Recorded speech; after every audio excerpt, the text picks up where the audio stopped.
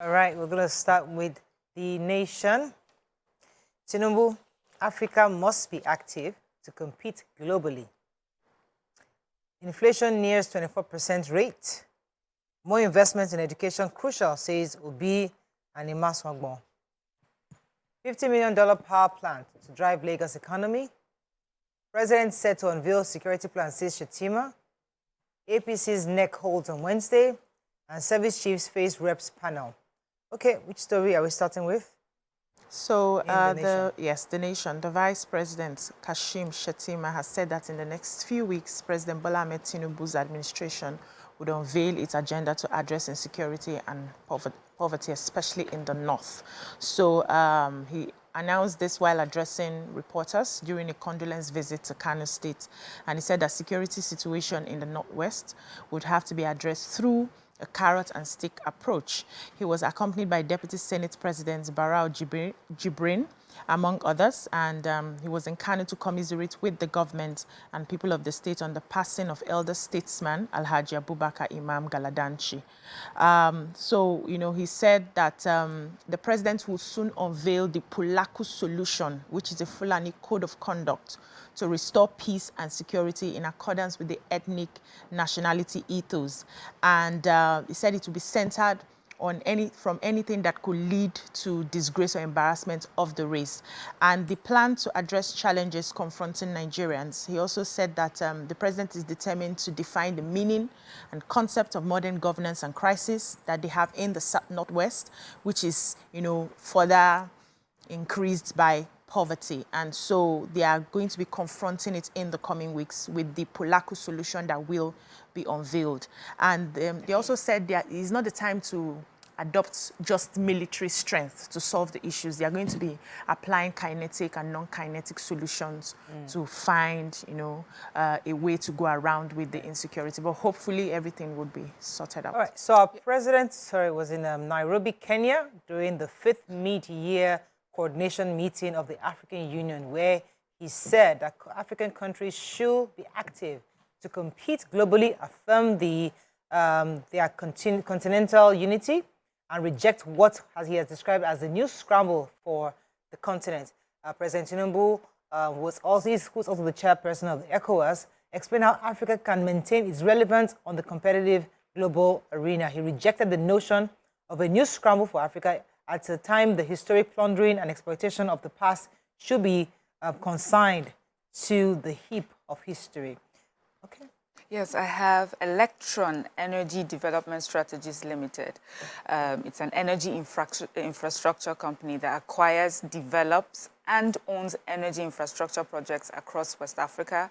And it has partnered with Eco Electricity, District, as we say it, to construct a 30-megawatt embedded natural gas-fired power plant worth $50 million in Lagos. So what this means is that electricity would be distributed exclusively to identified customers within the Victoria Island franchise area of Lagos.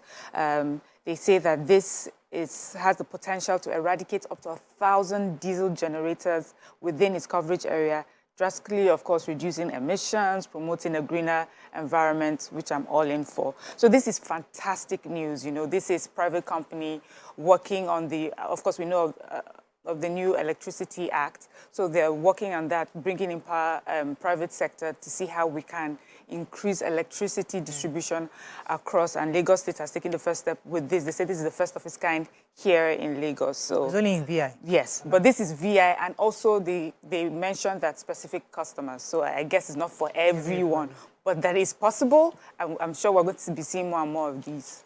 You have a story? Yes, I have a story.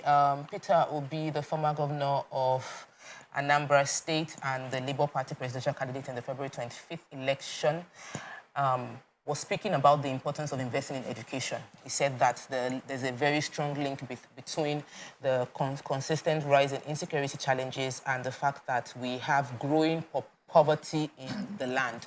So he said, according to World Bank, that 4 million Nigerians are pushed into poverty trap in the first 6 months of this year.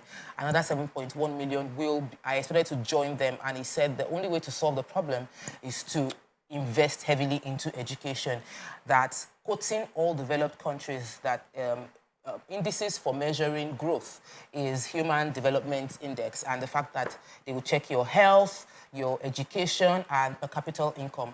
And he said that Nigeria has over 20 million children out of school, which is almost equivalent to the population of the 4 top economies in the world. That's Norway, Singapore, Dubai, Ireland, that we need to invest heavily in education. The more we educate Nigerians, the more we take people out of poverty, the less we'll have people resorting to criminality. Right. And, yeah, okay. Sounds good.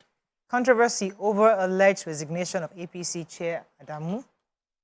NDLEA nabs Europe-bound undergraduate and Lagos lawyer with drugs. 43 million Nigerians shot out of Buhari's cash transfer, says report. World Bank links Lagos building collapses to poor regulation. Inspector General of Police withdraws mobile policemen from ex-governors, ministers, and VIPs. NERC may okay tariff hike as electricity subsidy hits 2.8 trillion naira.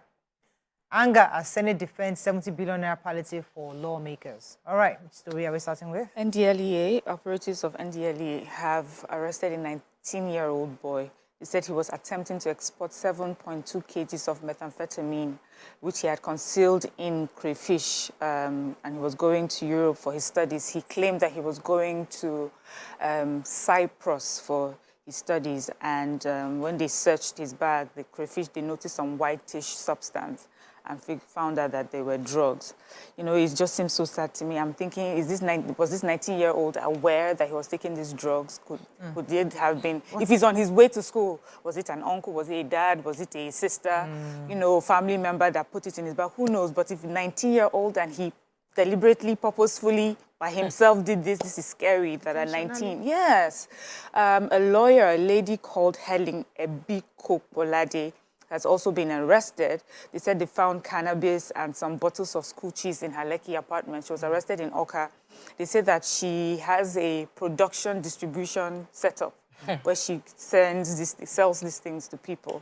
And NDLEA, of course, they got some people, got some consignment at Tinkan Island as well, so many other things. So well done, NDLEA. Some have actually argued that that's really the cause of the unrest we see in Southeast, because many of these cartels try to cause instability just to...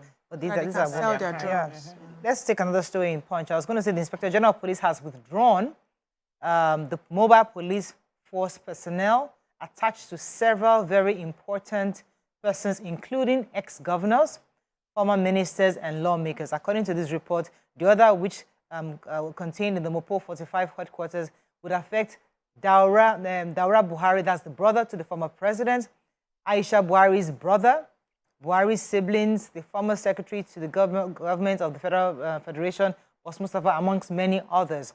According to the report, Egbeto Kundas, the Inspector General of Police, has said that they have to make plans to establish the Special Intervention Squad, which will be about 40,000 highly trained police officers, including selected officers from the police mobile force. According to him, they need to take back its place in internal security architecture of the country. So this is their way, providing this 40,000 highly trained police personnel, infusing them back into the security architecture of the country. Hopefully that should begin to help internal insecurity issues we have. Yeah, and the fact that also we do not have enough policemen to do their core duties, which is protection of human lives and properties. Most of them just want to work with the VIPs. Even the former IGs are trying to retrieve them from those VIPs. They always find their way back because their preference because of the payments that they get. But now, when security is sorted in the country, even the VIPs themselves will be safe.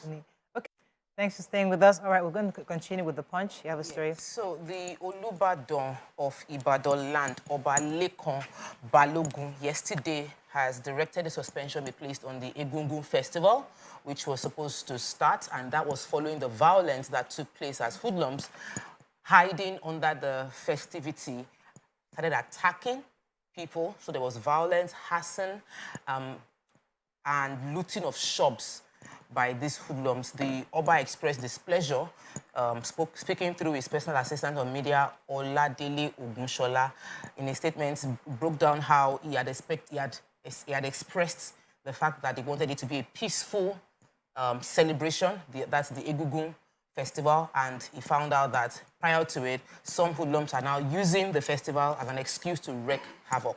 And he condemned the activities. He has appealed that no responsible leader would fold the exams and allow, because of the fact that they want the festivity to go on, allow fear be perpetrated. So he has called on all the Egungun, they call them the masqueraders, leaders of the masqueraders are called Alagba in Ibadan, to have a meeting to discuss how they can ensure that there's no violence in the activities of this celebration. And they also mentioned that there will be stiff sanctions meted out to anyone found to be culpable in the violence and the attacks that have taken place pre the festival. And I'm hoping that they're able to still find a way to implement, carry out this festival in a way that is peaceful, because it's part of our culture and we don't want violence to take away from the importance of pushing the culture. Okay, Daily Sun. Plan to buy 40 billionaire SUV splits National Assembly. APC, confusion over Adamu Omishore's fate. Past plundering, exploitation of Africa must never repeat itself, says Tinubu. Enugu Kuba Abga candidate Nweke Jr. withdraws suit against Zamba. I suffered worse personality attacks, assault in Osun political history, says governor. I'm happy to be Chancellor of Asma University, Arthur Eze. While locally produced petrol will be expensive, says crude refiners. And Nasara Guba, Tinubu admits more evidence against Governor Sule. Okay, which story are we doing? The major headline. So the Sun had reported that there are plans by two chambers of the National Assembly and the House of Representatives to spend 40 billion on sports utility vehicle, that's the SUVs, for members. After 24 hours, new facts have emerged. So the report had that they had planned to purchase 107 2023 model of Toyota Land Cruiser for senators and 2023 Toyota Prado for members of the House of Reps. And it was also reported that that's different from the official vehicle expected to be procured for the four presiding officers of the National Assembly, the Senate President, Godswill Akpabio, Speaker of the House of Representatives, Tajuddin Abbas, Deputy Senate President Jibrin Barau, and Deputy Speaker Benjamin Kalu. Some senators spoke to the Sun and they just distanced themselves from that, saying that they would have preferred that they patronize the local car manufacturers, such as they mentioned their names. So there's Kia, there's Innoson, there's Hyundai, among others, that it will not make sense for them to be spending over 100 million, which is not in line with what the country is going through. A lot of people kept speaking up about it. National Coordinator of Human Rights Writers Association of Nigeria also described the plan as irresponsible. Serap jumped on it as well, and they are giving the Senate President and Speaker of the House of Representatives a 7-day ultimatum to drop what they called a scandalous plan to spend 40 billion on 465 exotic and bulletproof cars for members and principal officers, and 70 billion as palliative for new members. They're asking the president to create another supplementary bill where they're going to be using that 110 billion to add to what they're supposed to use to, cushion the effects of the fuel subsidy on millions of poor Nigerians. They also are telling the president to focus on out-of-school children. This money they want to use to purchase some of these vehicles can be used on other things that Nigerians are looking forward to. So it's been a lot of organizations are coming up, civil society groups are speaking up about this. And Sarah also mentioned yes, like need that. to look into it. Okay, you think certain things will change, but so far, and another concern for me is that we have our Senate President is also a former governor, so he's entitled to have his cars replaced by states. Exactly. So if he's going to get a new car from this, he should not be getting the car from the state as well. Like, he needs to really improvise. And it would be even nice if he says by himself, like, I have a new car last year from my state. I don't need a new car for this position. We need considerate leaders who are understanding and sacrificial, but it's not a hot topic for this moment. I just feel that we're lamenting every 4 years. Yeah, the same thing. Over nothing new. Yeah. Okay, let's pick another story. So I was going to take Koran. Koran is the Crude Oil Refineries Owners Association of Nigeria, and they're saying that the high volume of PMS exported imports wait, sorry, let me get that again. They are worried that 5.80 naira, which is going to be per liter on refined petrol, would make the products very expensive in Nigeria. According to the chairman of KORA, Mr. Moma Oyakore, stated that, saying that the listed 5.80 naira charge to include 1 naira evacuation charge payable to Nigerian midstream downstream, 1 naira per liter offering charge, all these one put together is going to make petrol PMS quite expensive. He also said that he has been advocating that crude needs to be sold to modular refineries in naira, because when you process these products, they're going to sell in naira. Currently, according to him, crude refineries are being asked to pay in dollars. So he feel like it doesn't make any sense. It's going to only affect the naira further. He said our income is in naira, so the fleet stock should also be in naira, so that we don't come and overcrowd the foreign exchange market. Going back to his own point on the issue of on fuel, how he's going, according to him, he feels that it's not going to be cheaper when it's locally produced here in Nigeria. Based on those indices. Yeah. Go ahead. So I want to take a story about World Bank. World Bank is it was in the Punch. World Bank linking building collapse to, according to them, they said that about 10%, less than 10% of construction sites obtain permits. And even those that obtain permits within Lagos still deviates from the approved plan. And in the past 10 years, Lagos has experienced 115 incidents of building collapse. And the reason, according to them, is the absence of legally adopted building design code and limited land availability for development and lack of system to ensure quality construction. So I had a conversation with someone from LABSCA, that's the Lagos State Building Corporation Authority. And Lagos actually has a strong policy, very detailed process that many people don't comply with, and that's why we're having a lot of the challenges. So, according to World Bank, they are also saying there's lack of system to ensure the quality of construction materials, and the material markets do not meet proper standard. And they also mentioned that there's minimum, the standard certification that materials get does not reflect in the quality. So you might see material that is stamped with SON, but when you check the quality of the material, it falls below what it should be delivering. So there are many issues, and it's a concerted effort for us to reduce building collapse in Lagos. Vanguard. Subsidy removal, FG targets two-pronged relief for workers. Insurgency, military might alone can't solve crisis in the Northeast, says Vice President. Illegal firearms charge. Lawyers, activists demand Emefiele's immediate release. Tinubu affirms Africa's unity, warns against new scramble for continent.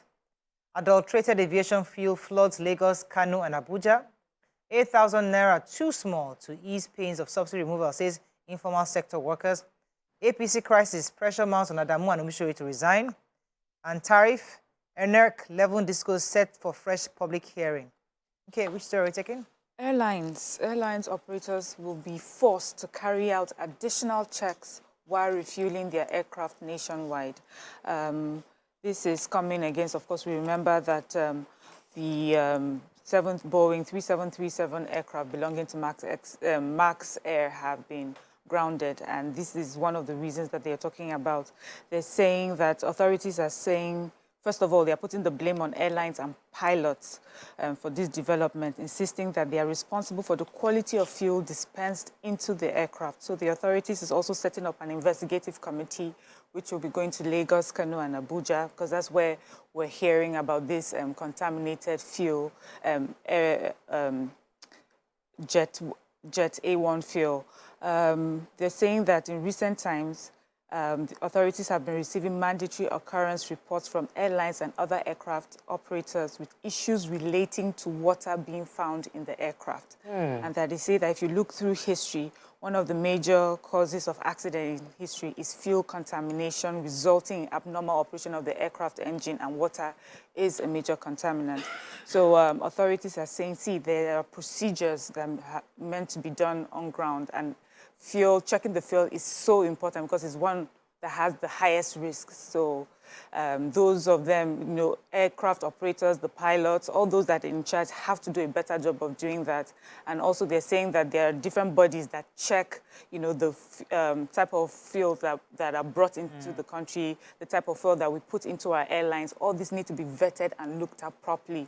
They have to pay more attention to what we are putting into our fuel. I mean, it happens with because because this aircraft and safety is important, do you have to be told? Please, our families and our children, everybody is in this aircraft. Please don't let them tell you to check make sure that there's no water in your fuel. I beg. Another story in Vanguard. So informal sector workers under the aegis of Federation of Informal Sector Workers, FI1, have expressed concerns about the 8,000 naira for 12 million households announced last week by President Bola Ahmed Tinubu, saying that the money was too small. So in a statement by the General Secretary, Wenga Komolafe, he said that the removal of fuel subsidy has resulted in the destruction of millions of micro and small businesses and loss of jobs of many workers operating in the sector. And he also combined the effects of the subsequent removal of subsidies on premium motor spirits, which spiked the price to over 300% in some parts of the country.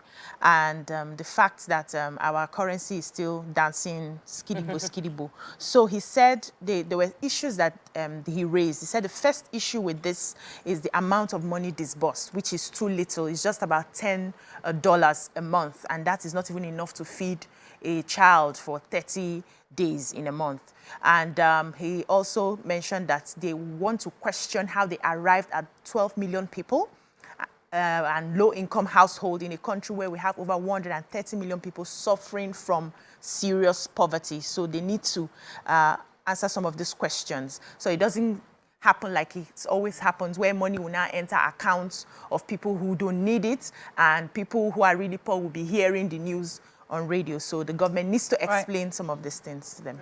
So we have to wrap up soon, but coming from Vanguard now, according to Vanguard, there are strong indications have emerged that the parties, the APC National Chairman, Senator Abdullahi Abdanu, and the National Secretary, Senator Yola Omishore, are under pressure to resign, according to an APC official who is pretty privy to the internal workings of the NEC. This is gearing towards the NEC meeting, which is expected to happen tomorrow.